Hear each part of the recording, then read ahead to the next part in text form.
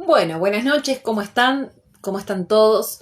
Bueno, hoy tenemos una presentación, vamos a realizar la presentación de un libro muy importante, bueno, justamente estábamos haciendo recién una prueba, en este caso para que todo salga perfecto, y justamente aquí lo que nos convoca es la presentación, en este caso del libro de Derecho de Daños aplicable según el Código Civil y Comercial de la Nación, ¿sí?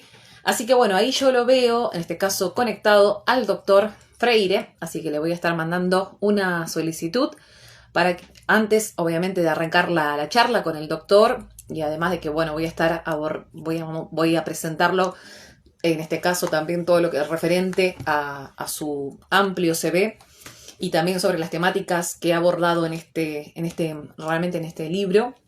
Bueno, ahí lo primero de todo, veo que se van uniendo de a poco, así que bueno, ahí los colegas, buenas noches. Ahora voy a mandarle la solicitud rápida al doctor para poder transmitir. Ahí tendré que, para que se comparta pantalla. Bien, vamos a ver si en este caso ahí está. Bueno, ahí, perfecto. Muy bien, ahí se ve de 20 puntos. Muy bien. Hola Elizabeth, buenas noches. ¿Cómo es? Buenas noches, doctor. ¿Cómo está? En este caso, bueno, hoy la verdad que, bueno, estaba haciendo como ya estaba de alguna manera anticipando lo que vamos en este caso, a abordar en el día de hoy, que justamente la presentación, en este caso usted haya escrito varios libros. En este caso, bueno, lo tengo aquí en mano, que bueno, en particular ahí, no sé si se ve, pero parece como que siempre la letra, cuando uno se saca una foto, no se ve, ¿no? Del bien. Derecho de daños aplicables según el Código Civil y Comercial de Ediciones La Roca, para aquellos colegas que estén obviamente interesados, en este caso en querer adquirir el libro, se pueden comunicar con Ediciones La Roca, que también están en este caso tienen el contacto en Instagram, ¿no? Más que nada, antes de hacerle algunas, obviamente en esta charla con el doctor, quiero presentarlo y la verdad que tiene un CV bastante importante, como mencionaba, para que los colegas, yo sé que ya muchos colegas, usted, doctor, lo conocen, ha escrito varios libros en responsabilidad civil. El doctor Juan González Freire es un profesional de la abogacía que se especializa en la materia. Su calificado conocimiento lo posiciona como uno de los referentes tanto en la doctrina nacional como extranjera, ya sea por medio de bibliografías como su enseñanza académica, entre sus obras bibliográficas más destacadas a partir de la reforma de la ley 26994, puesta en marcha en el año 2015, podemos citar la responsabilidad civil en el Código Civil y Comercial de la Nación, primera, segunda y tercera edición, eldial.com, año 2018 y 2020, el derecho de daños y su vinculación con el coronavirus, eldial.com, año 2020, cuestiones procesales en el Código Civil y Comercial de la Nación, en coautoría bajo la dirección de Alejandro Florencia, también para eldial.com, año 2019. Ha efectuado diversas publicaciones relacionadas con el vigente código, cuales han sido publicadas por las más prestigiosas editoriales tales como La Ley, Thomson Reuters, espero haber nombrado bien el nombre, el Derecho al Dial, RUs, entre muchas otras. También ha dictado una gran cantidad de cursos, conferencias, disertaciones y presentaciones en materia de responsabilidad y daños junto a prestigiosos juristas en distintas universidades nacionales, colegios de abogados, en asociaciones y o institutos judiciales tanto a nivel nacional como en el extranjero. Su paso por la justicia nacional y su experiencia como abogado litigante le otorgan idoneidad y aptitud hacia una consolidada posición profesional cuyo conocimiento hoy es reconocido prácticamente por casi toda la comunidad jurídica. El doctor Juan González Freire actualmente resulta ser el director del área que se encarga del suplemento de obligaciones, responsabilidad civil y derecho de daños correspondiente a la prestigiosa editorial jurídica elreal.com, como también es autor de varias propuestas de reformas legislativas parciales del actual código presentadas ante el Ministerio de Justicia y Derechos Humanos de la Nación. Doctor, hizo de todo, la verdad, y esto que es terrible. Sí, y todavía continuará como quien diga, ¿no? En definitiva, la Bueno, verdad que bueno, lo sabes bien que es una adicción prácticamente cuando uno empieza a escribir dedicarse a la doctrina, y eso uno llega un momento que no puede parar porque esto es muy dinámico. Doctor, le hago una pregunta en particular, ¿no? Usted ha escrito muchos libros referente a responsabilidad, en este caso civil, en particular este libro que ha escrito Derecho de Daños, según el Código Civil y Comercial de la Nación. De alguna manera, ¿qué es lo que le ha llevado a usted, digamos, a inclinarse por el área del derecho civil y más que nada en lo referente al tema de daños? Digamos, siempre le gustó esa área en particular porque es como que a mí me pasa con RT, por ejemplo. Siempre, desde mis comienzos, siempre como que me gustaba mucho el derecho del trabajo y sobre todo esa área. Me gustaría, de alguna manera, preguntarle, de alguna manera, cómo le surgió esto de, digamos, de escribir, siempre inclinarse para la parte civil y de daño, que es una parte muy interesante. Bueno, de por sí yo pasé un gran tiempo en la relatoría de la Sala D, de la Excelentísima Cámara, hace muchos años, razón por la cual en tribunales se ve gran parte de lo que es las acciones de daños y perjuicios, o sea, debe ser por lo menos un 75 o un 80% de las acciones Sí. que se dirimen en la justicia, corresponde en la justicia civil, ¿no?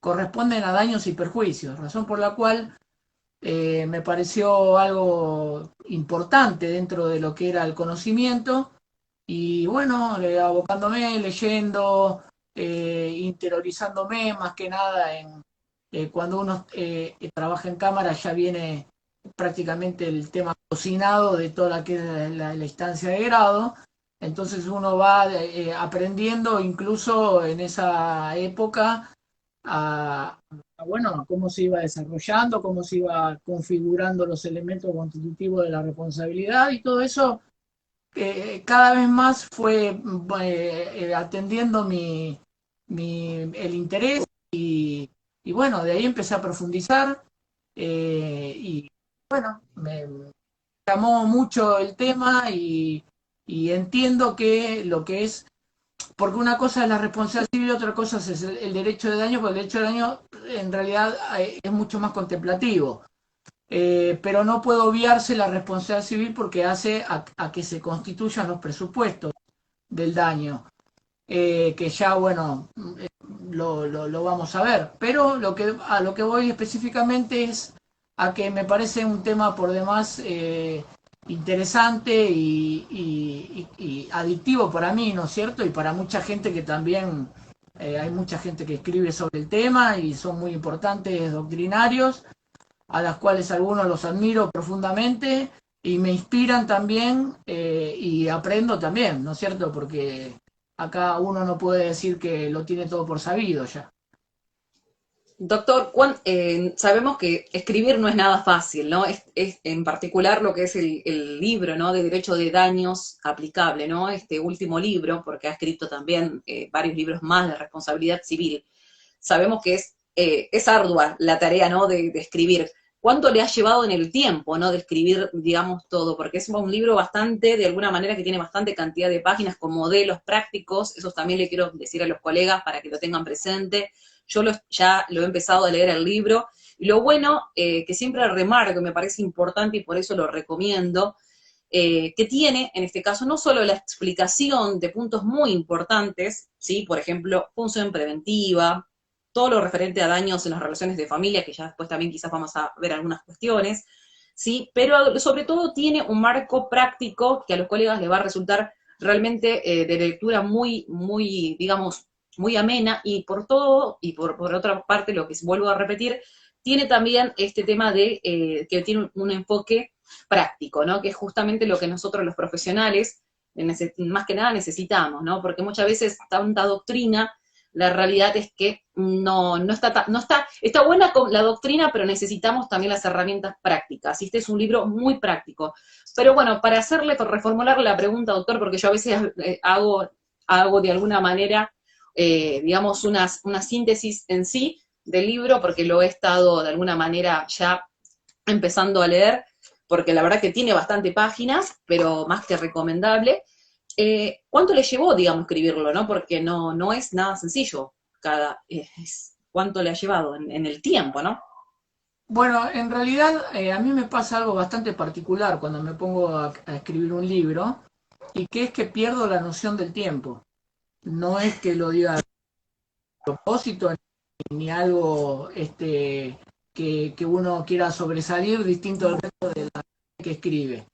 Pero lo que sí me ha pasado es el perder la noción y pasar horas en la cual por ahí pasa toda una noche y no me doy cuenta. Y sigo escribiendo y después, bueno, esto tiene sus pros y sus contras. La, la cuestión positiva es el haberlo terminado y el que pueda estar en el mercado y el que pueda ayudar a los colegas a que se puedan interiorizar del tema, aquellos que por ahí son noveles o el que quiera profundizar un poquito más. Pero tiene un lado contrario a eso, que es que uno sufre algún tipo de deterioro en el cuerpo, ¿no es cierto? Porque la postura, lo que es el sedentarismo por ahí, en que pasen horas y uno, porque hay gente que por ahí dice, bueno, corta y salí a hacer un poquito de deporte y volvés. El que escribe sabe perfectamente que eso es imposible. No. Cuando uno está concentrado y tiene un desarrollo en mente de lo que quiere explayar en el libro, es difícil. Es algo que agarres algo y lo grabes, pero así todo perdés gran material que en ese momento estás inspirado como para hacerlo.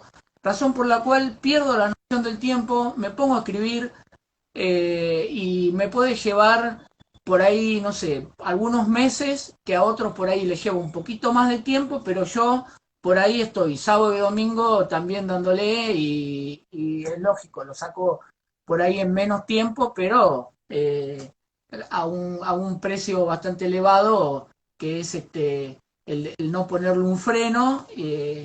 Y bueno, así soy, no lo puedo cambiar y así me pasa también cuando dirijo el suplemento de obligaciones, responsabilidad civil y derecho de daños del dial, que también cuando me tengo que poner a armar las doctrinas que conforman el suplemento, todo también no paro hasta que no armo todo eso.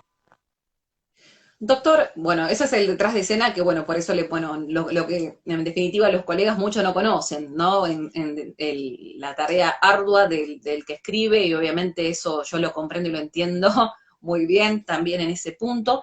Por otro lado, doctor, más que nada en derecho de daños aplicable según el nuevo Código Civil y Comercial, si usted tendría que de alguna manera hacer una síntesis de todo lo que de alguna manera ha desarrollado en este manual, ¿sí? Los puntos más principales, centrales, que en este caso relevantes, que podría destacar, porque en definitiva son varias cuestiones, obviamente, que aborda, ¿sí? Temáticas, justamente lo que me llama mucho, poderosamente la atención, algo que se viene hablando mucho, son los daños referente en el tema de las relaciones de familia, ¿no? Pero bueno, más que nada para que pueda hacernos una síntesis a los colegas que nos están escuchando, para que puedan conocer los puntos, no, podés decir los núcleos centrales, de alguna manera, del lo que sería en este caso del libro. Bueno, yo creo que lo relevante en este caso particular es que el derecho de daño tiene que contemplar algunas cuestiones que son insoslayables, como por ejemplo, configura un daño, qué tipo de daños, qué tipo de rubros son los que uno puede invocar, sea en una relación contractual o extracontractual, porque no es lo mismo. Eh, las distintas clases de responsabilidades que posicionan procesalmente en umbrales distintos a los litigantes. No es lo mismo una responsabilidad directa que una indirecta o una, bueno, ya voy a tocar por ahí rápidamente ese capítulo en especial en unos minutos, pero a lo que voy es que los puntos más relevantes relacionados con el libro es aprender cuando uno está frente a una posición de poder accionar. Por el otro lado, el sujeto demandado que tenga posibilidades de poder contar con una causal que lo exonere de responsabilidad, que en el código nosotros la tenemos de manera taxativa en lo que es el responsabilidad civil.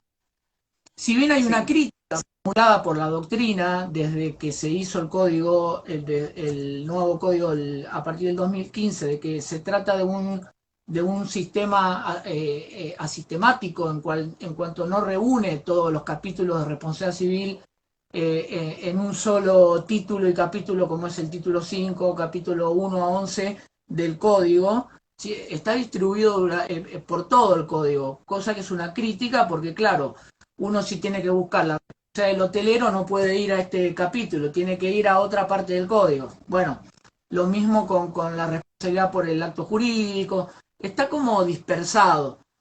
Todo eso es por crítica. Lo que veo como fundamental en el libro es la posición.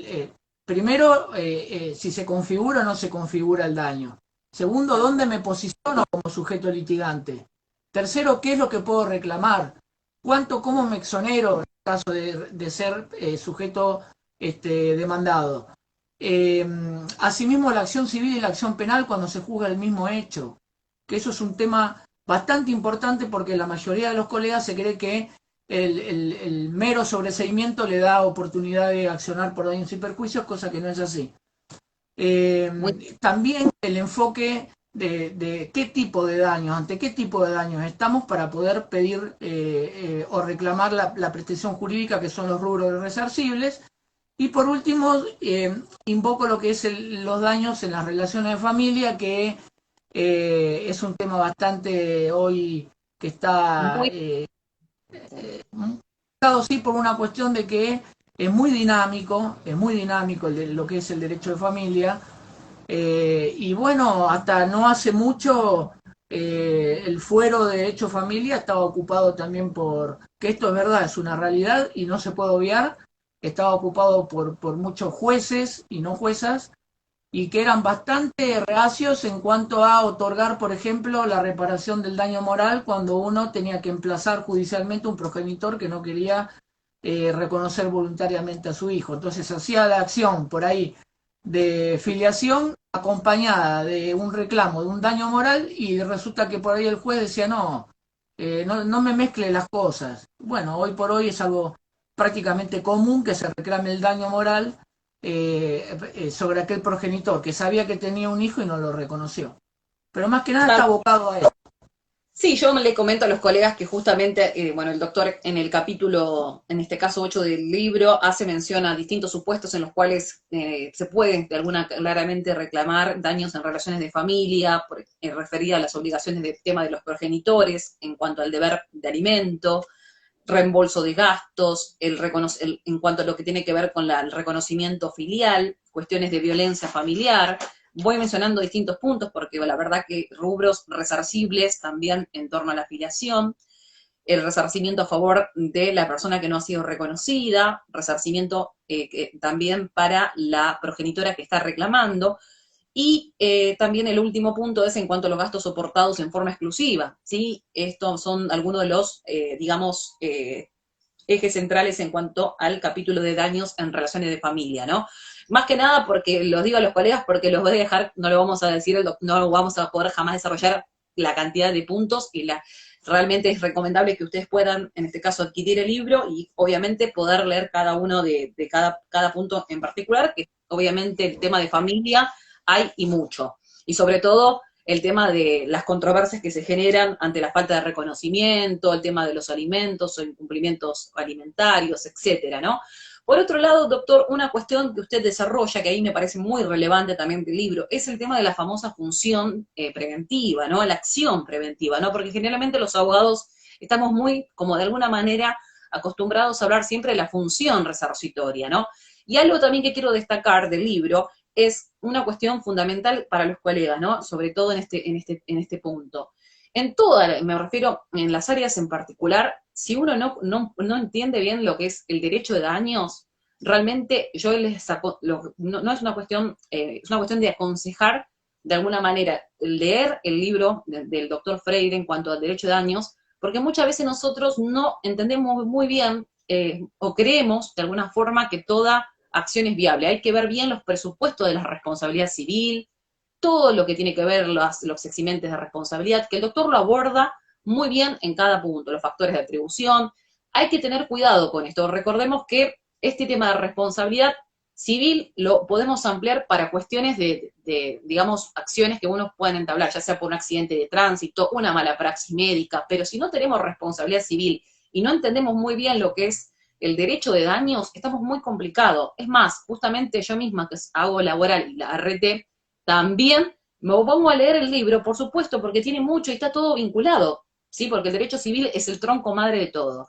Ahora bien, a lo que le quería ir a la pregunta al doctor, él habla de la función preventiva, ¿no? Decía que todos estamos acostumbrados a la función resarcitoria, ¿no? Esto de siempre resarcir. Pero el nuevo código también hoy tenemos regulado, ¿no? Lo que es la función. ¿Qué es esto, doctor, de la función preventiva? Para que más o menos explicar a los colegas y después, obviamente, invitarlos a que, obviamente, sigan, obviamente, leyendo el libro porque no tiene desperdicio. Bueno, el libro, como se sabe de antemano, cumple dos funciones, pero no solamente el libro, sino lo que es el tema de responsabilidad civil, que es, por un lado, una función preventiva y por otro lado, una función resarcitoria.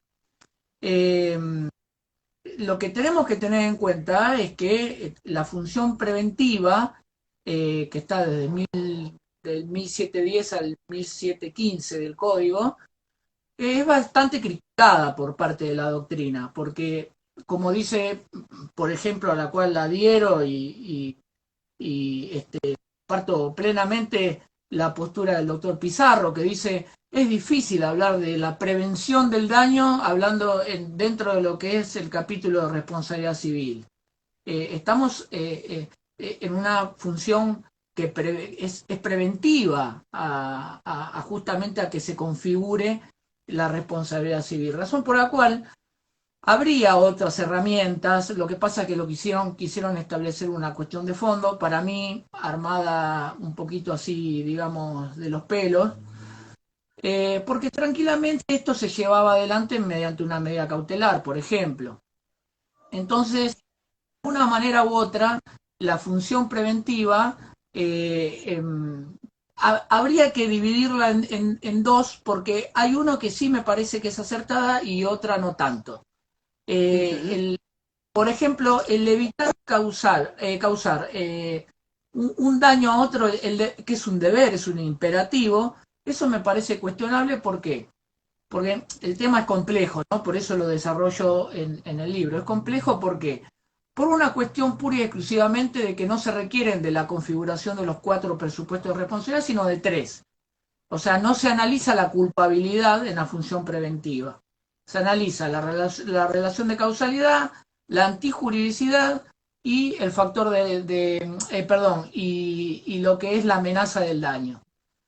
Lo que es el factor de atribución se dejaría para un posterior desarrollo y análisis, que es cuando el sujeto que frena anticipadamente esa provocación del daño quiere el día de mañana hacer una acción de daños y perjuicios, entonces ahí directamente tendría que demostrar lo que es la culpabilidad.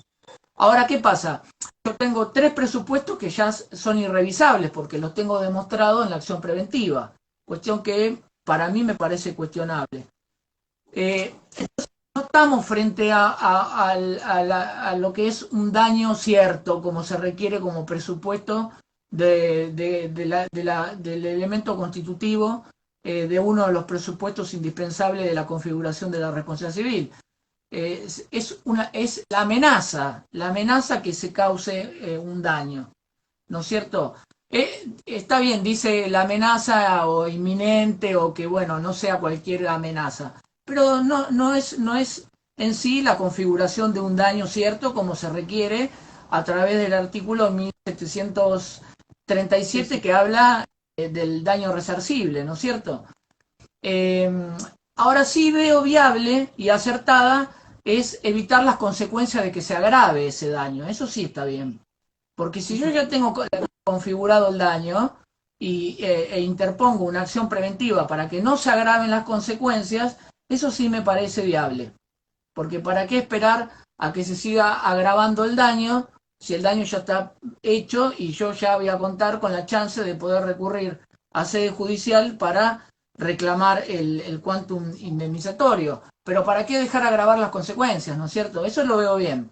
Pero no lo otro ha sido pasible de bastantes críticas por parte de la doctrina porque fue muy así, incluso que dentro de esos artículos se dice que en caso de ser excesivo o que como que se puede modificar la condena, porque la condena no solamente es solo una obligación de dar, puede ser una obligación de hacer o de no hacer.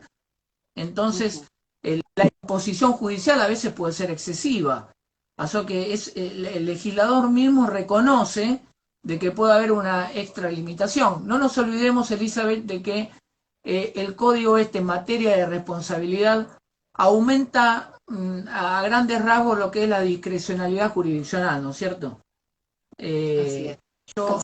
Yo esto lo invoco en lo que es el estudio de los presupuestos con la configuración del daño, en donde no solamente hago un desarrollo objetivo de cada uno de los presupuestos, sino también subjetivo. Pero seguramente me preguntarás, o me querrás preguntar, ¿cómo es eso subjetivo? Eso lo hace la norma penal, tipo objetivo y tipo subjetivo. Bueno, en derecho civil también va a ser lo mismo, porque puede ser que, por ejemplo, para no adentrarme mucho en el desarrollo ni nada del libro, pero puede ser, por ejemplo, que en la relación de causalidad, un juez lo vea de una manera y otro juez lo vea de otra. Por ejemplo, un juez puede decir, mire, lo que la relación causal entre el daño, las consecuencias del daño, recordemos que nosotros tenemos un sistema que no se resarce el daño en sentido naturalista, es decir, el daño en sí mismo, se resarce las consecuencias del daño. Puede acontecer un hecho dañoso, pero que no produce consecuencias, razón por la cual no es indemnizable el daño. Entonces, el doctor Were llamó en su momento el daño jurídico o daño consecuencia. El otro es el daño evento, el daño naturalístico, el daño base. Bueno, ese no se resarce el otro. Entonces, dentro de eso, el juez puede analizar y puede decir, bueno, a ver, yo quiero ver desde el daño evento al daño jurídico, al daño consecuencia, cómo llegó a eso. Y pasa muchas veces, como por ejemplo, en un acto médico, como yo pongo un ejemplo, de que digo, se le hizo determinada actuación al paciente en donde no fue volcada en la historia clínica. Razón por la cual el paciente, cuando le dan la externación, sufre como consecuencia inmediata, con el paso de los días, algo que está relacionado con su acto quirúrgico, pero que no estuvo volcado en la historia clínica. Bueno, hay jueces que pueden tomarlo de dos maneras. Puede decir, mire, usted no me demostró la relación de causalidad, razón por la cual yo no le puedo dar, tengo que rechazarle la demanda porque no hay una prueba, una demostración de la relación causal. Y hay otros jueces que toman la relación de causalidad y la analizan distinto y que dicen, mire, el paciente antes del acto quirúrgico nunca tuvo problemas de tal parte de su cuerpo. Posterior al acto quirúrgico empezó a tener problemas porque en el acto quirúrgico, por ejemplo, se colocó una sonda y consecuencia de ello empezó a tener problemas. Bueno, ahí el análisis de esa relación de causalidad es distinto, es una cuestión subjetiva, es una apreciación del juez que hace, de cómo lo entiende. Algunos dicen no me lo probó porque no surge de la historia clínica y usted paciente no me lo probó. Y hay otros que son un poquito más razonables, a mi entender, que dicen, mire, anterior a esto no tenía nada, pasó esto, hubo relación con esa parte del cuerpo, bueno, es indudable de que esto es consecuencia del acto quirúrgico. Entonces, también tiene el lado subjetivo, eso que bueno, obviamente ese lado subjetivo está dentro de todos los presupuestos de la responsabilidad, dentro de los 4 presupuestos, la norma es objetiva, pero también es subjetiva. Doctor, le hago una pregunta, en este caso, en definitiva, una con respecto al tema de la cuantificación, en este caso, ¿no? De los daños. En particular, generalmente se suele utilizar muchas veces fórmulas, en este caso como un punto, ¿no? Cuoto, Méndez, este es un gran tema que los colegas ¿no? Es una gran cuestión. ¿Cómo cuantificar los daños, ¿no? También lo aborda dentro del libro. Es más, hay modelos prácticos que también tienen lo que se refiere en la parte, en lo que se refiere a la esfera contractual, extracontractual, pero este tema de la cuantificación, ¿no? También no está bueno que quede todo al arbitrio, muchas veces que queda al arbitrio judicial, ¿no? Este tema de los criterios objetivos, fórmulas matemáticas, como que tienen que ser respetadas sine qua non, sin tener en cuenta las particularidades de cada persona, ¿no? ¿Qué opina con respecto a este tema, ¿no? A la hora de cuantificar, y que muchas veces los jueces como que entienden que es como una calculadora matemática a la hora digamos, cuantificar ese daño. No sé Bueno, qué opinión que tiene al bueno, respecto, ¿no? sí, Sí, sí, yo sí. creo que es un tema muy importante porque incluso hasta hay colisión doctrinaria en cuanto a lo que se entiende por daño patrimonial y extrapatrimonial. Hoy en día nosotros sabemos que en lo que es la atribución o la diferenciación entre el patrimonial y el extrapatrimonial, han surgido un montón de subcategorías que, por ejemplo, parte de la doctrina dice que únicamente hay daño patrimonial y daño moral, que no hay subcategorías. Pero sabemos perfectamente que se invoca el daño psicológico, el daño estético. Lo que yo trato de decir en el libro es que mientras que no se provoque una doble indemnización por un mismo rubro, por decirlo así, es aceptable. Es más, hay diferenciación entre lo que es el daño moral y el daño psicológico. La jurisprudencia dice que está todo subsumido en uno. Lo que sí puede pasar es que se invoque el daño extrapatrimonial y que dentro de ese daño extrapatrimonial se haga todo una especie de reclamo en conjunto. Lo que pasa es que hay muchos jueces que dicen que no pueden otorgar el daño psicológico si no hay una pericia de por medio, un ejemplo. Es muy interesante, es muy interesante porque, por ejemplo, el doctor Pizarro dice algo especial en una de sus conferencias que brindó hace algunos añitos, en la cual coincido plenamente en que, supongamos, acabas de hablar de fórmulas matemáticas, generalmente eso está establecido en el artículo 1745 y 1746 que habla de la indemnización por fallecimiento, por lesiones o incapacidades permanentes. Pero el doctor Pizarro dice algo muy elocuente, dice, pero ¿y qué pasa si eso le pasa a una persona avanzada en edad? ¿No es cierto? Que digamos que la proyección que se hace en lo que es la cuantificación del proyecto de vida o lo que deja de... Porque eso es un rubro particular en la cual, ¿qué hace el juez muchas veces? Dice, bueno, ¿cuántos años tenía la víctima? 30. ¿A qué se dedicaba? Era ingeniero. ¿Trabajaba? Sí, para tal empresa. ¿Cuánto cobraba? Tanto. Entonces hace como una fórmula matemática y dicen, bueno, la verdad que esto multiplicado por esto, más esto y esto, da esto. Bueno, el doctor Pizarro dice, no puede seguir así siempre eso, porque No, si el daño recae sobre una persona anciana que no tiene capacidad de tener un progreso económico producto de su edad, ¿qué pasa? ¿No se lo indemniza? tal, Entonces es una cuestión que no puede quedar sin una cuestión de no ser indemnizado por una cuestión de que esa persona ya no tiene ingresos o no tiene un proyecto futuro de ingresos económicos.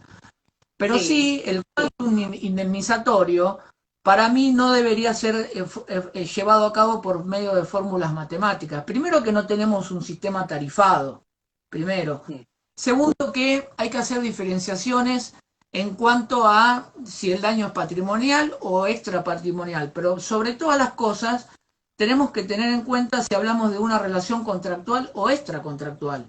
Si hablamos de una tal, relación contractual, obviamente que las consecuencias jurídicas que uno puede reclamar son un poquito más atenuadas que una extracontractual. Porque yo en la contractual tengo el artículo 1728 que habla de la previsibilidad contractual. Y es lo que las partes previeron o debieron haber previsto. Entonces, si yo estoy ante un incumplimiento, no puedo salir con cualquier cosa. Tiene que estar relacionado con ese incumplimiento contractual. ¿no es cierto? Ahora, si es una relación extracontractual, es un poquito más amplio el panorama, porque ahí el daño moral se presume, Ujú. obviamente que va a depender de las consecuencias que sufre la víctima, no va a estar asociado pura y exclusivamente a una cláusula que uno pone en un contrato. Entonces, el daño extracontractual va a estar mucho más alejado de una cuestión tarifada, como puede ser un poquito más propensa a la relación contractual. La relación contractual uno no puede reclamar las consecuencias casuales en realidad. Recordemos que el código contempla tres clases de consecuencias, eliminó una que eran las consecuencias remotas, que el código de Vélez las contemplaba, aunque nunca se aplicaron, pero el actual código contempla las consecuencias inmediatas necesarias, las mediatas previsibles y las casuales. Entonces, si hablamos de relación contractual, tenemos que hablar consecuencias inmediatas necesarias y consecuencias mediatas previsibles, porque estamos hablando de una relación contractual que se debería haber previsto que el incumplimiento generara determinadas circunstancias. En la relación extracontractual es un poquito más abarcativa, ya no entra el 1728, sino el 1727. Doctor, cuando lo escuchaba, ¿no? En este tema, justamente en el abordaje con respecto al artículo 1745, el 1746 que estábamos refiriendo en cuanto a el fallecimiento, lesiones o incapacidad sobreviniente de la víctima, ¿no? A mí justamente también me da un poquito la sensación en cuanto a que en principio en el código habla de que la reparación tiene que ser plena, pero en este artículo que justamente está bastante cuestionado, no solamente por lo que usted mencionó muy claro respecto a las personas que tienen una edad más avanzada, ¿no? Me refiero, porque hace mucho énfasis solamente a la referente a la actividad, digamos, a la capacidad, digamos, productiva, ¿no? De la persona.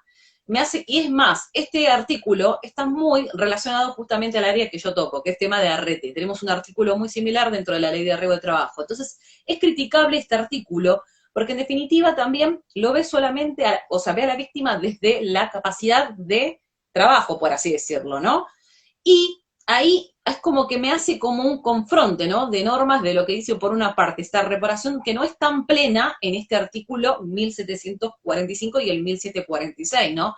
Es medio contradictorio, ¿no, doctor? Yo creo que siempre me generó, a la hora que salió el nuevo código, es como que lo primero que dije, hay algo que acá no me cierra realmente del todo. Bueno, yo creo que ambos artículos que vos estás citando surgen o sirven como base, o sea, Ujú. como pista. Nada le impide al juez ir por otro tipo de rubros. Eh, no es algo que el juez no se pueda apartar de eso, pero sí como Perfecto. base. Digamos que hay que tener en cuenta que el código, el primero que el que invoca el daño debe probarlo. Entonces, ¿qué hace el código con esto? Hace una diferenciación y dice que ante hechos notorios o presumibles, que son estos artículos, se modifica esa necesidad taxativa de tener que probar el daño. Se presume que tiene que comprenden los rubros que vos estás mencionando, pero nada le impide al juez ir un poco más allá de eso, porque estamos justamente, como vos decís, bien lo señalás, ante un principio de reparación plena, que es la regla, ¿no? Todo lo demás Exactamente. son excepciones. Exacto. Bueno, doctor, una cuestión también ahí dejé ahí quedó fijado en el comentario por las dudas, porque bueno, yo tengo siempre dos celulares en el otro. Me preguntan muchos colegas dónde pueden adquirir el libro, por eso dejé fijado Ediciones La Roca. ¿Sí? Tienen en Sí, la página de Instagram, también pueden de todas formas seguir al doctor Freire, directamente es la forma para poder de alguna manera adquirir en este caso el libro. Me queda una pregunta muy interesante, porque también usted, dado que ya usted se especializa en todo lo que tiene que ver con la parte justamente de daños, que es un tema que a mí me gusta en particular, porque amo lo que es el tema justamente de ARRETE, que es derecho de daños. Por eso yo, cuando leía el libro, le decía, doctor, que su libro es como el hermano del mío, ¿se entiende? Están como ahí, de la mano. Y sí, porque claramente tienen mucho en común. Lo que yo le quería preguntar, en base a que usted ha escrito varios libros respecto a responsabilidad civil, en temas de edad, toda la parte de justamente lo que estamos hablando, materia de daños, y también lo que he visto que usted ha presentado distintas propuestas legislativas. Esto me parece muy importante. ¿Qué es lo que usted considera, más allá del nuevo código que ha introducido, obviamente modificaciones importantes, también está el tema de la famosa carga dinámica probatoria, que es muy importante, ¿no? Esto también estaba, digamos, era admitido jurisprudencialmente y lo tenemos receptado, y varias incorporaciones que ha realizado nuestro código. Pero, ¿qué considera usted, digamos, y también en base a, obviamente, todo lo que de alguna forma ha escrito muchas publicaciones, libros? ¿Qué cambios entiende usted que deberían, en todo caso, modificarse respecto a esta materia en particular? ¿No? Bueno, de Esto por sí, sí, sí, sí, de por sí no hay que olvidarse que hay un decreto del año 2018 en el cual se busca la modificación parcial del código, ¿no es cierto?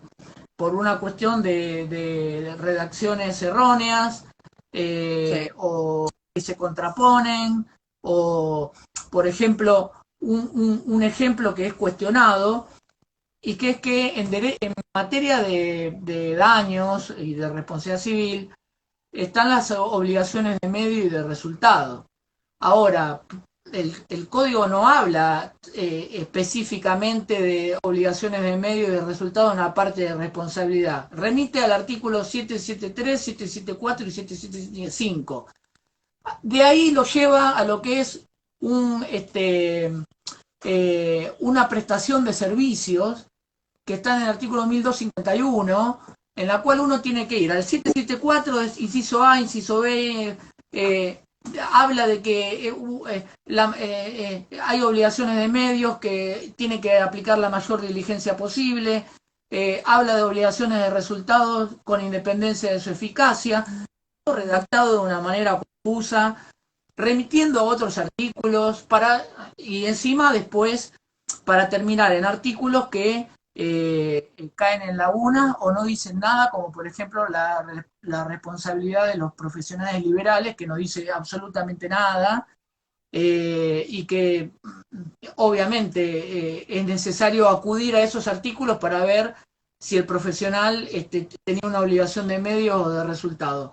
Yo las propuestas que hice fue sobre algunos artículos que entiendo que en la codificación se olvidaron de hacerlo, como por ejemplo, yo voy y denuncio, imputo o denuncio penalmente o mediáticamente a una persona por determinada cuestión. En lo cual no tomé el más mínimo recaudo, actué de manera precipitada, alocada, hice la denuncia, motivé el aparato judicial represivo que investigue, y resulta que el hecho no ocurrió, la justicia penal termina resolviendo que el hecho no ocurrió y que el imputado no participó ni tampoco es el autor. Entonces se sobresee por ninguna de esas causales que ha ocurrido. ¿Qué pasa? Yo tengo una acción de daños contra la persona que actuó de manera precipitada. Pero ¿qué pasa? El código no la codificó. El código lo único que codifica a través del artículo 1771 es la acusación calumniosa, que es la falsa imputación de un delito. Pero tenemos que entender de que en el derecho civil hay cuasi delitos. Entonces, ¿qué se hacía en el Código de Vélez? En vez de aplicarse el artículo 1090, se aplicaba el artículo 1109, en donde era un cuasi delito y la persona debía responder por una conducta negligente o, digamos, precipitado o con ligereza.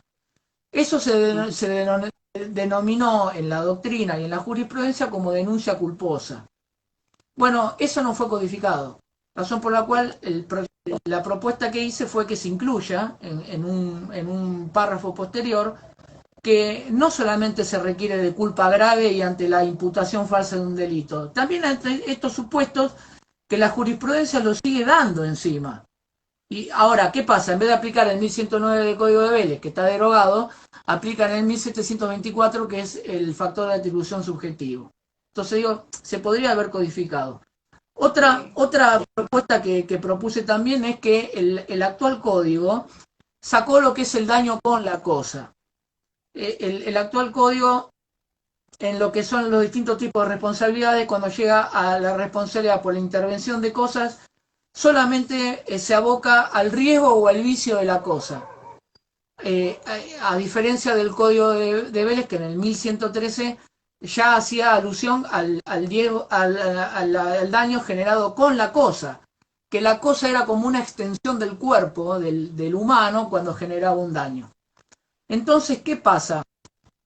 No se habla del daño con la cosa. Quiere decir que cuando se habla del daño con la cosa, ya deja de ser una responsabilidad objetiva y debería ir a una responsabilidad subjetiva, que hay una gran diferencia entre la responsabilidad objetiva y subjetiva, porque en la responsabilidad objetiva la víctima no tiene que demostrar la relación de causalidad entre el daño y las consecuencias jurídicas. Es el demandado el que tiene que interrumpirlo, el nexo causal.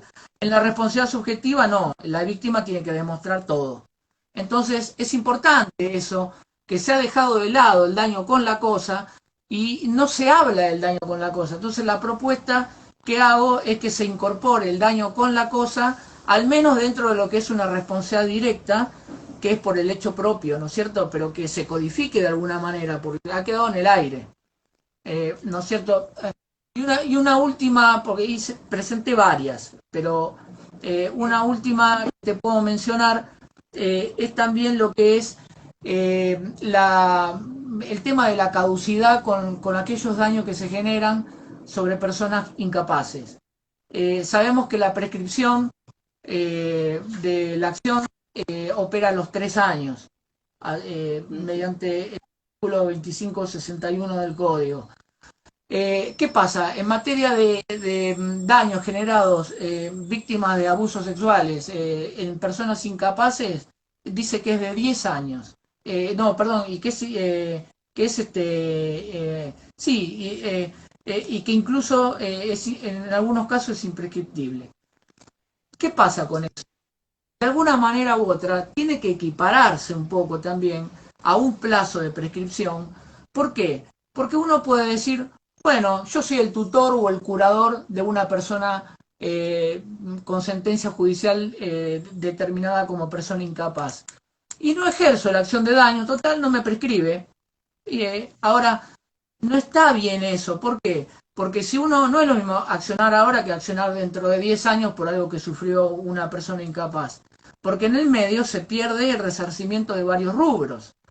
Entonces no es lo mismo accionar después de determinados años que accionar dentro de un plazo de prescripción más acotado. Es el mismo representante del incapaz el que va a estar de alguna manera obligado a accionar porque si no la acción le prescribe. Y ahí en realidad el que termina favoreciendo es la persona que sufrió el daño incapaz. ¿Por qué? Porque puede ir por una cuantía resarcitoria mucho mayor que si acciona dentro de 10 años. Exactamente, perfecto. ¿Sabes, doctor? Bueno, usted, yo muchas veces veo en este caso las publicaciones y bueno, veo que él tiene la gran cantidad de certificados, en este caso que de las disertaciones, porque ha hecho innumerable, ¿no? Realmente lo veo, acuérdese lo que le digo, pero esto es más, cuando acá tengo en el libro, en la dedicatoria que me realizó y la firma, y la verdad que lo veo realmente del lado de juez. No sé, acuérdese lo que le digo, ¿eh? En algún próximo vivo futuro, y seguramente va a quedar registrado un día como, bueno, un día es como hoy de lo que le digo, porque siempre mi mamá me dice, donde vos pones el ojo, me dice, siempre lo veo desde ese punto, y realmente tiene toda la capacidad, obviamente, para estar desde el lado, lo veo yo más desde el Poder Judicial, ¿no? Desde el lado de la justicia. Ahora bien, ese es mi, digamos, mi corazonada, ¿no? Lo que a mí me salta. Ahora, obviamente que me pone contenta que obviamente tengamos jueces que estén instruidos y capacitados, ¿sí? Eso es lo fundamental. Que bueno, a veces ahí me hago algunas reservas que quedan en el artículo ahí de reserva.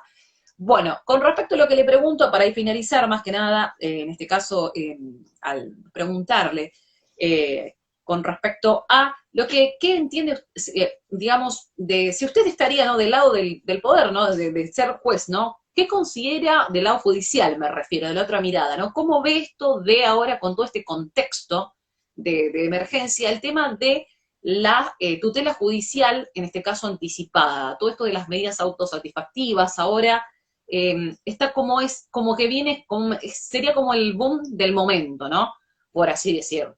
Como que muchos jueces, yo soy de la tendencia, claro, y respeto obviamente, bueno, de que obviamente acreditado, ¿no? Los presupuestos que tengan que uno se tengan que acreditar, digamos, para dicha procedencia de algunas medidas como innovativas, autosatisfactivas, lo que yo le llamo procesos urgentes, pero hay muchos jueces que están con una cuestión de sacramentalidad, de tener que respetar todos los actos procesales, el debido proceso, correr un traslado, cuando estamos hablando de situaciones que implican, requieren una resolución rápida por parte de la justicia, ¿no? Y después está en otros jueces que obviamente son más flexibles a esta cuestión. Y sobre todo en este contexto de pandemia, me refiero, en donde esto, digamos, de las cautelares, autosatisfactivas, si bien están relacionadas a amparo de salud, ahora también empiezan a, digamos, como por así decirlo, tener están como serían, lo que está de moda, como quien diría, pero en todas las áreas me refiero, ¿no? En todas las áreas en particular, derecho laboral, civil, lo que fuere. ¿Qué considera usted con respecto a este tema, este nuevo cambio de paradigma, ¿no? De antes de respetar la sacramentalidad de cada acto y ahora esto de la tutela judicial, en este caso, anticipada, tutela judicial efectiva, como muchos le quieran en este caso de nosotros. Sí. Lo que vos mencionás no solamente está contemplado dentro de nuestro ordenamiento, sino que también lo dice la Corte Interamericana de Derechos Humanos, que habla de plazo razonable, tutela judicial efectiva. Uno no puede, hay ciertos casos que no requiere de una demora. Obviamente que siempre lo que está en juego, que no lo podemos desconocer, porque seríamos hipócritas si lo apartamos de esto, pero muchas veces las cuestiones políticas hacen que generalmente, vos me estás diciendo, lo veo como juez, a mí me gustaría llegar a la magistratura por medio del esfuerzo, el sacrificio, y no por medio de algún empujoncito, porque después pasan cosas que en realidad uno termina de alguna manera respondiendo a un interés político que de alguna manera u otra destruye el derecho, ¿no es cierto?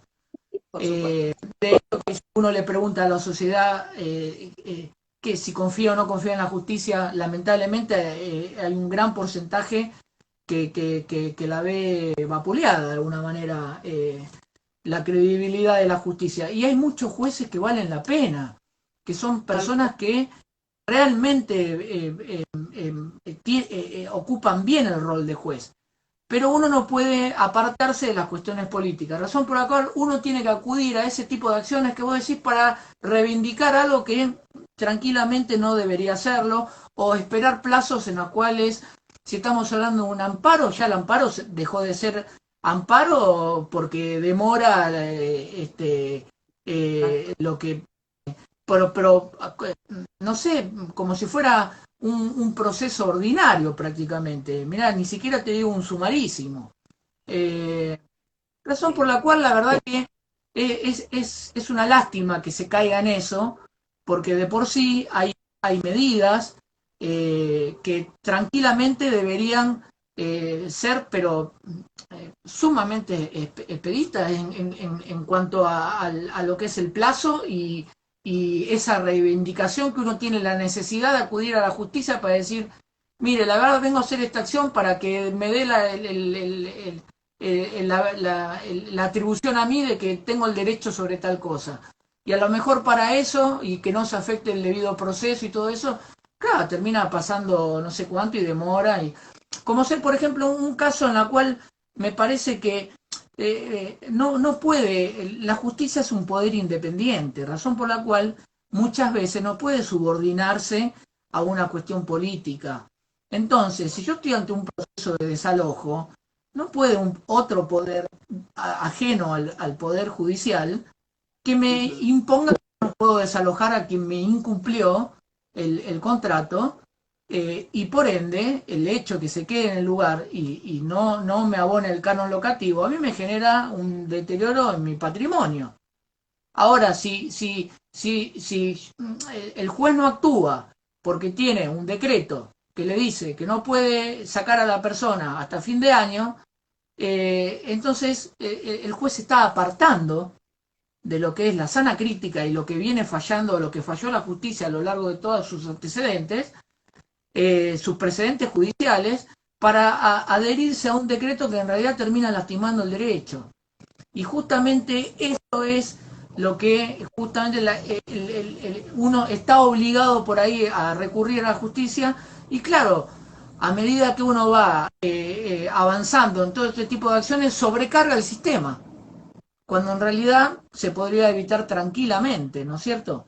Más allá de lo que es, porque depende mucho del fuero. En el fuero penal uno tiene que garantizar el debido proceso, el derecho de defensa en juicio, un poquito más sólido quizás que el proceso civil, ¿no es cierto? Se tiene mucho más en cuenta el tema de las nulidades, bueno, la famosa doctrina del árbol envenenado, de los frutos del árbol envenenado, bueno, es una cuestión mucho más tajante, pero no nos olvidemos que el derecho penal estamos hablando de una cuestión que persigue la aplicación de una pena mucho más acotado, mucho más restringido.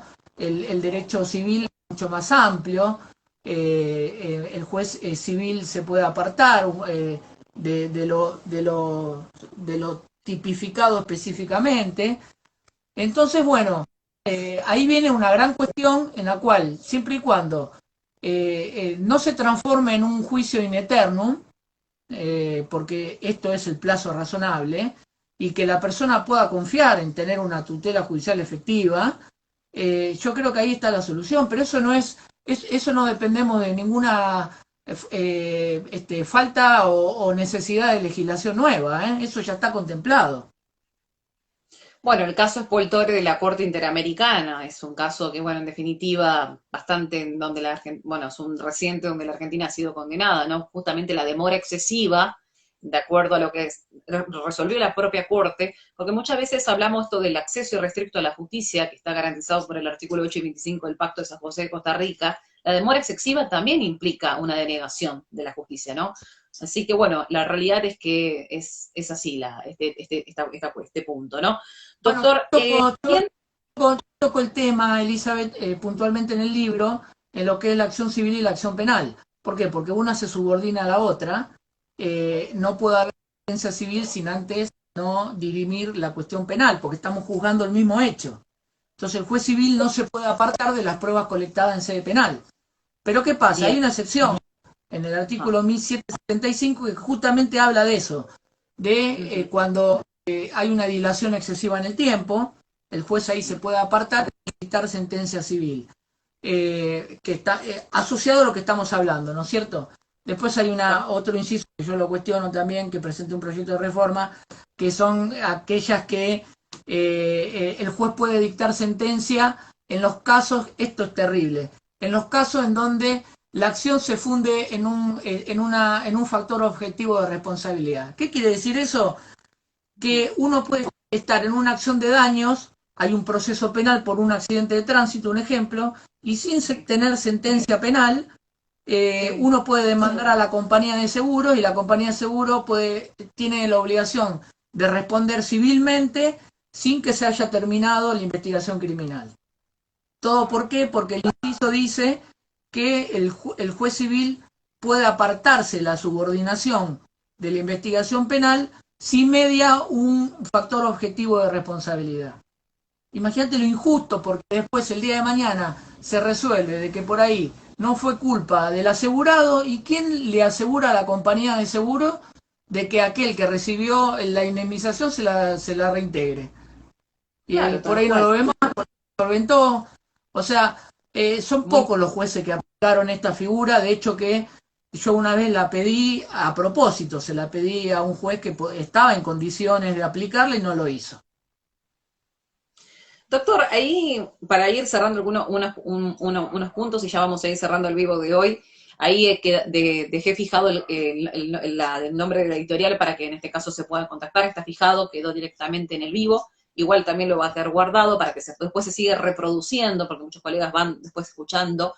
Lo que le quería preguntar justamente con respecto al tema rápidamente, daños en las relaciones de familia, usted hace, con respecto ahí me quiero meter en una cuestión, cuando habla del deber moral, de fidelidad, ahí cuando habla de deber moral, el tema de empezaron a salir todos los, obviamente que está bien, en el buen sentido, ¿no? Digo, los abogados civilistas, ¿no? Y salieron jurisprudencia respecto a esta cuestión del deber moral de fidelidad. Hubo un caso muy resonante también respecto a esta cuestión. También ahí podría, en este tipo de casos entiende usted más allá de que el nuevo código obviamente eliminó todas las causales que ya nosotros teníamos, bueno, las causales de abandono, el abandono, el tema de la infidelidad, etcétera, abandono de hogar, bueno, pero yo me pongo digo, ¿podría abrirse la puerta también para esa palabra cuando el legislador plasma deber moral de fidelidad?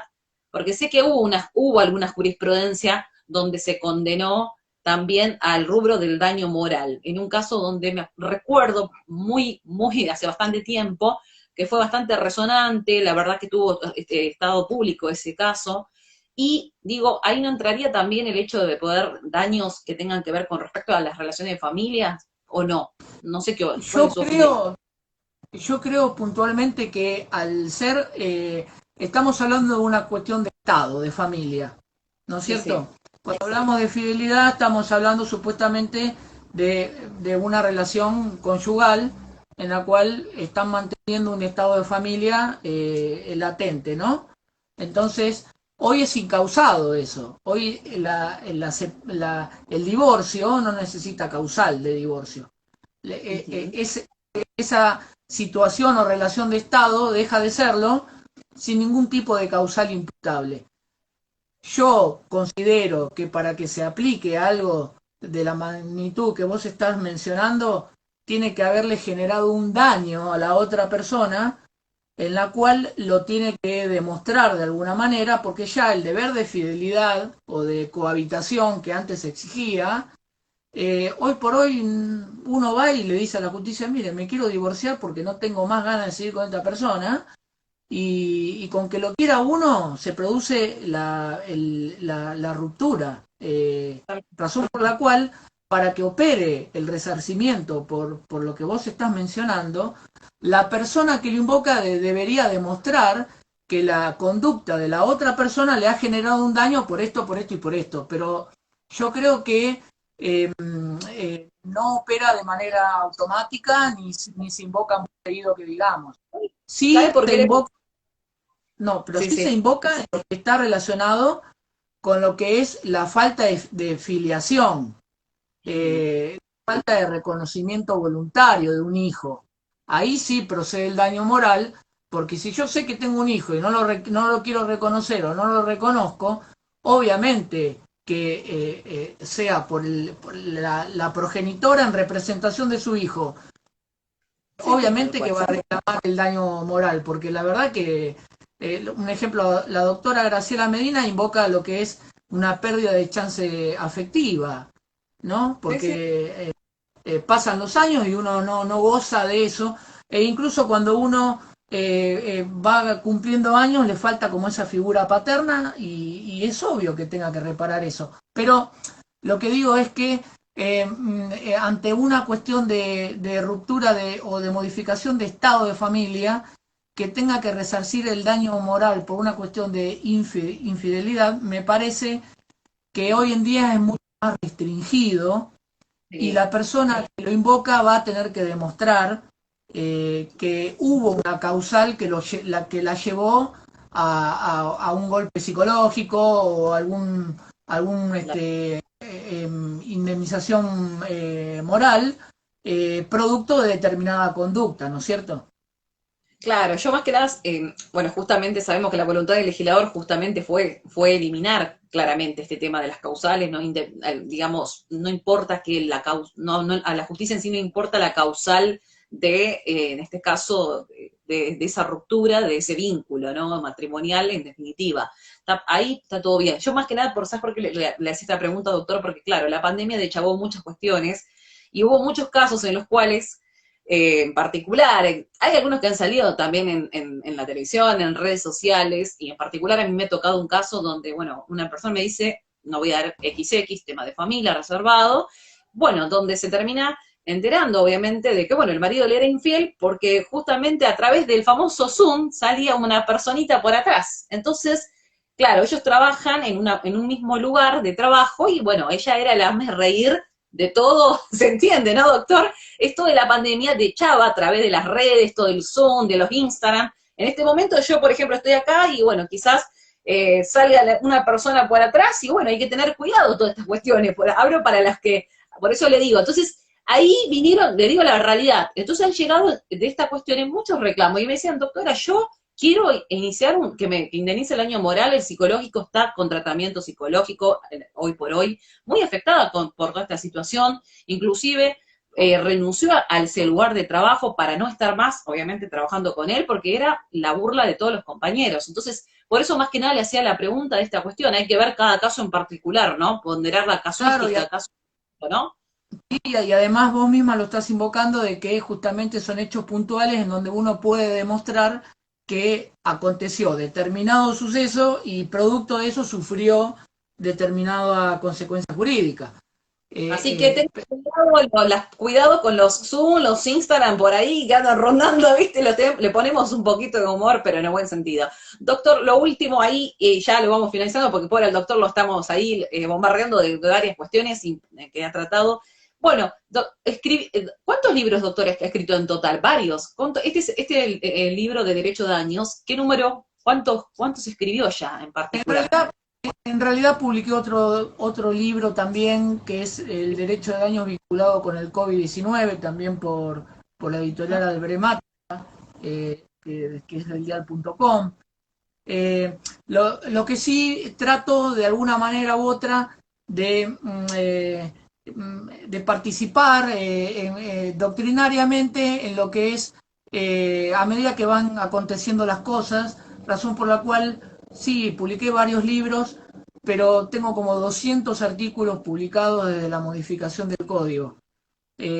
O sea que el derecho, la ley, el dial, el reuse, incluso en países limítrofes, e incluso en Logroño, en España, tengo 200 artículos casi de las publicaciones. Razón por la cual, imagínate que si juntara esos 200 artículos hago un libro de 3 tomos. Pero de por sí lo quise barajar de esta manera por una cuestión de que en cada artículo en particular puedo abordar una temática distinta que si estoy escribiendo un libro, porque vos que escribiste un libro también, sabés que tiene que tener un orden cronológico el libro, porque no podés estar tocando un tema y de repente saltar a otro que no tiene nada que ver. Entonces, doctor, razón por la cual entiendo, y no es por nada, que en este particular libro que hoy nos interesa, que es el que estamos dando a conocer, se aboca pura y exclusivamente a favor del accionante y el demandado. No nos vamos por las ramas, no hay disputas doctrinarias. Ojo, sin despreciar ni desconocer ni a aquellos autores que hablan de doctrina y todo eso. Lo que pasa es que hoy el abogado busca lo concreto, lo puntual, y tampoco uno tiene que irse, tampoco yo lo veo factible, ¿no es cierto?, el hecho de ir a una guía de estudio. Entonces uno tiene que ser preciso, concreto, ir con la temática que más se aborda en lo que es tribunales, como es tu libro también, que enfocás lo más importante de lo que es el derecho laboral. No te vas por las ramas, no acudís a lo que dice el derecho comparado. Todas esas cosas hacen que, primero, el libro sea muy abultado. Quizás en vez de ser un tomo termina siendo 3, 4 tomos. Y que el abogado de esos 3, 4 tomos le importa nada más que por ahí 2 capítulos. Entonces, la verdad que hoy lo que sirve es concentrar todo en un libro en la cual uno, dentro de 500, 600, 700, 800 páginas, pueda decir, bueno, acá está todo lo que hoy se utiliza en materia de daños. Bueno, eso. Y razón por la cual me aboqué a hacerlo y bueno, pienso, no es porque sea que yo el autor, pero pienso que está muy bien sincronizado con jurisprudencia actualizada, con los rubros actualizados, con lo que se Muy bien. sostiene actualmente. No, yo más que nada lo que quiero más que nada, sí, soy una persona muy sincera, los colegas en este caso me conocen, y la realidad es que sí, es un libro más que recomendable, porque justamente volvemos a lo mismo. Yo creo que en definitiva los autores, en el buen sentido, ¿no? Lo que necesitamos es esto, ¿no? Que nos enseñe, que tengamos la parte práctica, ¿no? Pero no nos sirve que nos digan tanta cantidad de doctrina. Y la verdad que lo bueno también a la hora de leer el libro, que es muy fácil, de muy fácil lectura, de muy fácil, digamos, a la hora de la redacción, ¿no? Muchas veces se utilizan tantas terminologías que a veces el colega no la entiende.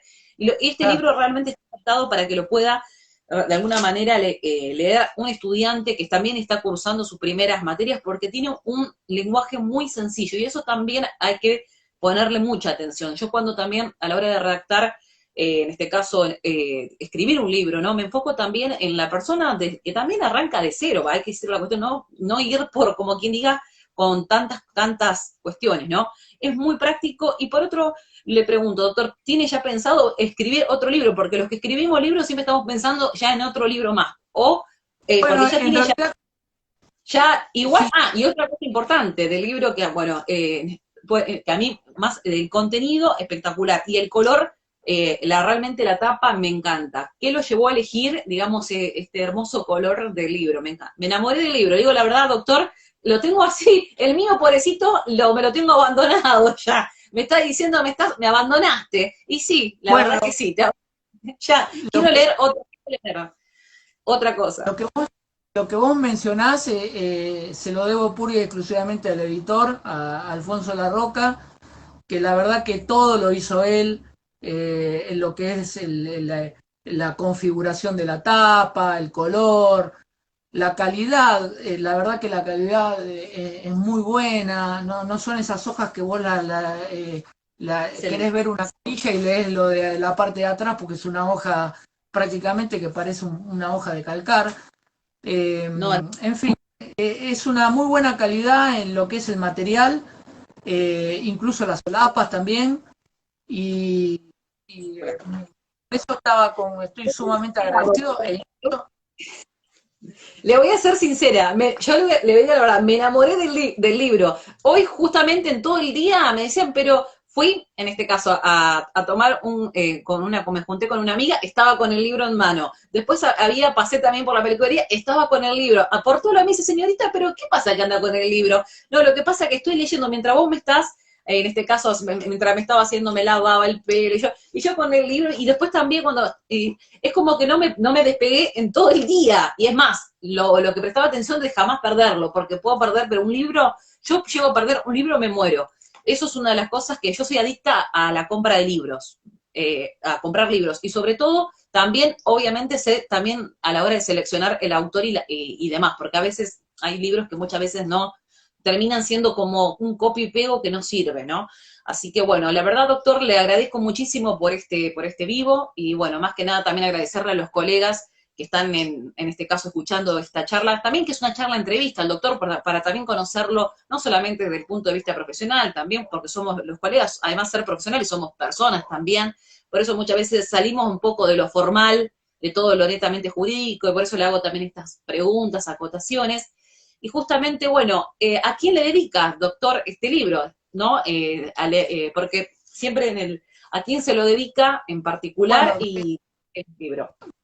bueno, de por sí se me viene a la memoria muchas cosas, en especial eh, mi suegro, que tanto apostó a mi desarrollo profesional, a que yo pueda llegar él fue un juez de la nación y él fue un gran motor para mí, para que yo pueda llegar a la profesión y exigirme día a día.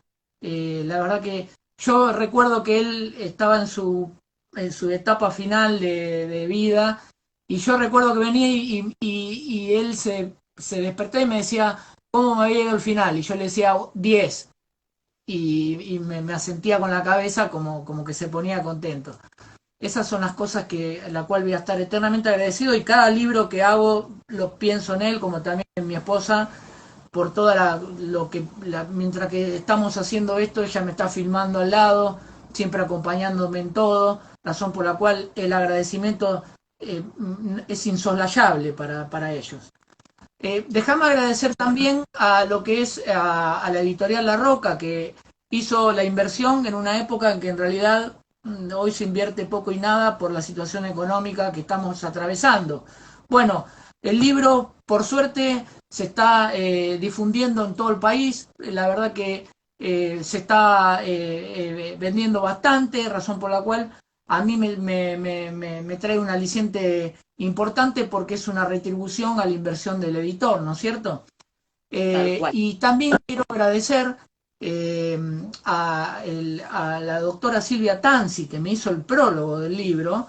Recordemos que la doctora Silvia Tanzi, además de ser una jueza nacional en lo civil, actualmente, es una persona, una académica de primer nivel, y encima en materia de derecho de daños. O sea, para mí que ella haya prologado el libro es una bendición, en el sentido de que es un lujo para mí tenerla en el prólogo. Así que mi agradecimiento, que lo quiero hacer y no para quedar bien, pero mi agradecimiento a vos en particular, porque siempre fuiste una persona, y esto lo tengo que reconocer y hacer público, que nadie te regaló nada. Y lo quiero resaltar esto, porque no te conozco, te conozco hace muchos años, y siempre fuiste una persona de autosuperarte. Y he visto en lo largo de tu progreso un montón de gente que lo único que buscaba era verte mal. Sin embargo, vos, en vez de apostar al rencor, siempre apostaste a autosuperarte. Y eso, la verdad, que conlleva un gran mérito, porque no te lo digo porque estamos haciendo esta entrevista, lo digo y te lo dije creo que en privado también. O sea, la verdad que la superación personal, todo lo que has escalado en la vida, profesionalmente, el haber sacado un libro, el ponerte en relación con académicos que en realidad no cualquiera escribe un libro. Hay muchos que hablan, hay muchos que vociferan, que se la dan de esto, del otro, pero es difícil a veces sentarse y escribir un libro, porque ahí es donde uno muestra verdaderamente, o por ahí dar una conferencia. Vos diste un montón de conferencias. Está el famoso profesional que habla, pero cuando tiene que ir a exponer algo no se sabe ni lo que habla. No se le entiende incluso ni cuando escribe. Entonces yo quiero rescatar esto de parte tuya, porque siempre te veo, como en este caso puntual, siempre aportando, siempre colaborando, siempre en función de ver al colega cómo promociona, cómo progresa, y eso la verdad hay que valorarlo, porque hoy en día muy pocos tienen tu conducta.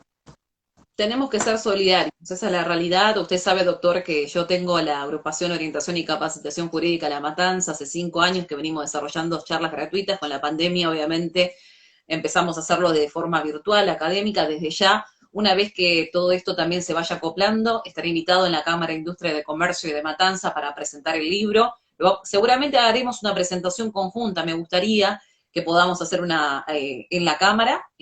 No sé si usted conoce la Cámara de Industria, es hermosa el lugar. Yo siempre digo como que es un mini teatro Colón chiquito, y la verdad que es como mi segunda casa, así que desde ya pase todo esto, haremos la presentación, en este caso en forma también presencial, con obviamente las debidos recaudos, obviamente que uno tiene que cumplir con este contexto que obviamente sabemos, pero de a poco se va a ir liberando todo este tema, ¿no? Así que de ya está más que invitado, Y en agradecerle voces, su... Sí. y en voces jurídicas. No, eso también me estaba olvidando. Y además, a lo último le tengo que decir una sorpresa, a último momento, que le digo. Las voces jurídicas, por supuesto que va a estar invitado para septiembre, también en el programa que tenemos con el doctor Leonel Delgado en Canal 22, pero por otro lado, lo importante que en este caso, hoy justamente me estuve reuniendo en este caso, con un colega que está a punto de recibirse, que está en el Consejo Deliberante, y le hacía, en este caso estuvo también el libro que lo va a adquirir, y bueno, a él le encanta, o sea, también le encanta leer de todo, ¿no? Bueno, una de las cuestiones, lo que yo estuvimos hablando y además viendo la calidad del libro, porque acá no es solamente como volvemos la tapa, el color, es el contenido lo que vale, ¿no? Esto es lo fundamental, ¿no? Podrá tener un color, lo hermoso, pero esto lo realmente, y en el día de hoy, o se presentó en este caso en el Consejo Deliberante, un proyecto de ley para que este libro sea declarado de interés municipal y cultural en el Consejo Deliberante de Matanza, así que Bueno, seguramente con la aprobación del Consejo Deliberante que lo van a terminar aprobando, porque realmente yo, doctor, apenas tengo 8 años de ejercicio de la profesión, cuando leía su currículum, su CV, llegaba un momento que no terminaba más porque encima seguramente es una síntesis. Me falta mucho camino por recorrer, como quien digo, y claramente que bueno, justamente a mí también, en el libro de Manuel ha sido también declarado de interés municipal, de interés cultural y municipal, y en el caso de su libro también va a pasar en este caso ya el proyecto a la aprobación, y bueno, seguramente en Matanza, en este caso, nos estarán entregando el diploma y el cuadro correspondiente, porque realmente como el que usted ha escrito y también lo que ha aportado a la comunidad jurídica durante muchos años, porque sé que usted viene escribiendo hace bastante tiempo, realmente merece realmente un reconocimiento, obviamente, no solamente por parte en este caso, de los colegas, ¿sí? Y en este caso del propio Consejo Deliberante también está conformado por muchos abogados que también, obviamente, compran y leen libros y se dan cuenta de la calidad y el contenido, y en este caso de su libro. Así que más que nada, felicitarlo y desde no, ya, la verdad, pero mi enorme agradecimiento, porque la verdad que, ¿qué puedo decir ante una circunstancia como la que me mencionás? O sea, me seguramente ya después, en este caso, en este caso ya va a estar, una vez que está el proyecto, se eleva y pasa directamente al Consejo. Así que bueno, en particular, aquí en Matanza, el Consejo Deliberante, usted tendrá la declaración de interés cultural. La verdad que es un excelente libro, justamente por eso hoy también con Guido Coluccio, sí, estuvimos, realmente él está a punto de recibirse, y realmente este tipo de libros realmente aportan y mucho, muchísimo, mucho, y más que agradecida, doctor.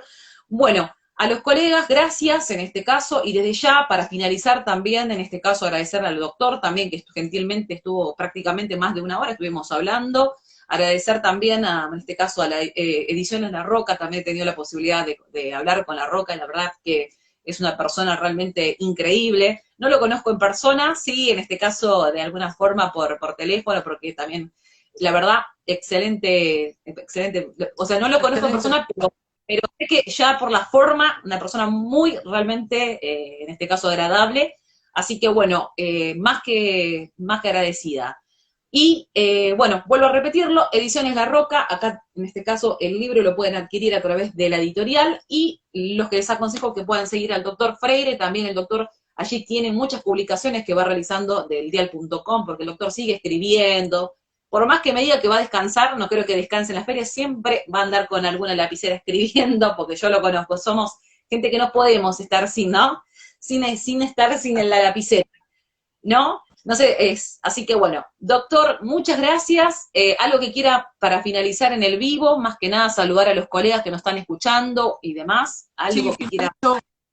finalizo con un gran saludo para todos los que nos están escuchando y bueno, estoy absolutamente convencido de que cuando adquieran el libro no los voy a defraudar con el contenido. Va a ser súper utilizable porque la verdad que, como dijimos, es preciso y concreto en la temática. Y bueno, mi enorme agradecimiento por una cuestión de que mi, digamos que mi gratitud en este sentido es la gente fiel que siempre me sigue, ¿no es cierto? Y eso es porque uno tampoco defrauda, que te pasa lo No, mismo a vos con un montón de seguidores, y es que no es porque te siguen porque le gusta tu color de pelo, te sigue porque saben que sos una persona responsable, exacto. y que está buscando la manera de autosuperarse. Lo mismo me pasa a mí.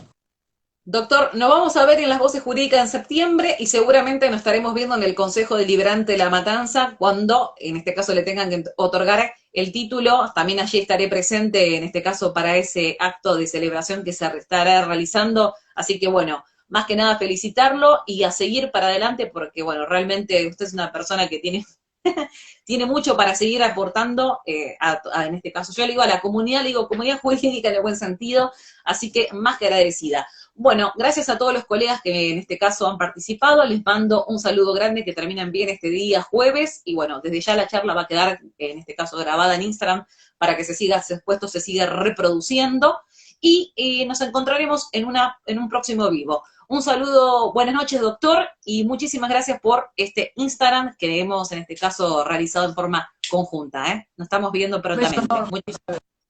Un beso enorme para vos.